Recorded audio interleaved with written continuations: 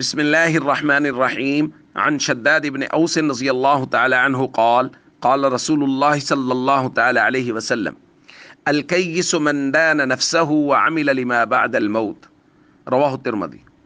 نبی کریم صلی اللہ علیہ وسلم نے ارشاد فرمایا، عقل مند انسان وہ ہے جو اپنے نفس کو پہچانے اور موت کے بعد آنے والی زندگی کے لیے عمل کرے۔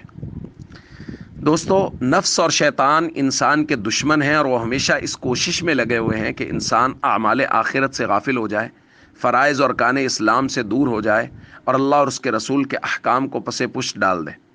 جبکہ قرآن کریم میں کہا گیا ہے ان الشیطان لکم عدو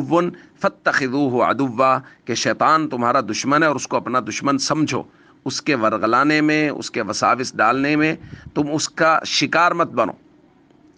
تو دوستو، رمضان المبارک میں چونکہ خوبصورت معمولات بنے ہوئے ہوتے ہیں، فرائض و ارکان اسلام کی پابندی ہو رہی ہوتی ہے، جماعت کی پابندی ہو رہی ہوتی ہے، سنن و مستحبات کی رعایت ہو رہی ہوتی ہے، تو نفس اور شیطان پہ یہ چیزیں بہت گراں ہیں، سو وہ کوشش کرتے ہیں کہ انسان کو ان چیزوں سے دور کریں۔ تو اس کے لیے ان کا طریقہ واردات یہ ہے کہ وہ پہلے چھوٹی چیز سے شروع کرتے ہیں، یار یہ سنت غیر موقدہ ہی تو ہے، کوئی بات نہیں۔ اچھا، پھر آہستہ آہستہ سنت غیر موقدہ چھوٹ گئی تو وہ کہے گا سنت ہی تو ہے، موقدہ پہ بھی وہ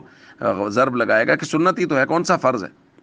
اس سے دور نکل گئے تو اب وہ کوشش کر کے انسان کو فرض سے بھی دور کرتا ہے۔ اس لیے ہمیں ان کی شرارتوں کا طریقہ کار پہچاننا ہے اور ہم نے پہرا دینا ہے ان اعمال پہ جو ہمارے خوبصورت رمضان میں بن چکے ہیں۔ ہمیں جماعت کی پابندی کرنی ہے، فرائض و ارکان اسلام پر پورا کاربند رہنا ہے اور سنن و مستحبات کی پوری رعایت رکھنی ہے، اور ہم جب ایسا کریں گے تو پھر ہمارا رمضان بھی خوبصورت اور ہمارا غیر رمضان بھی خوبصورت، اور مساجد کی رونقیں بھی ویسے ہی بحال رہیں گی جیسے رمضان المبارک میں بحال ہوتی ہیں۔ السلام علیکم ورحمۃ اللہ وبرکاتہ۔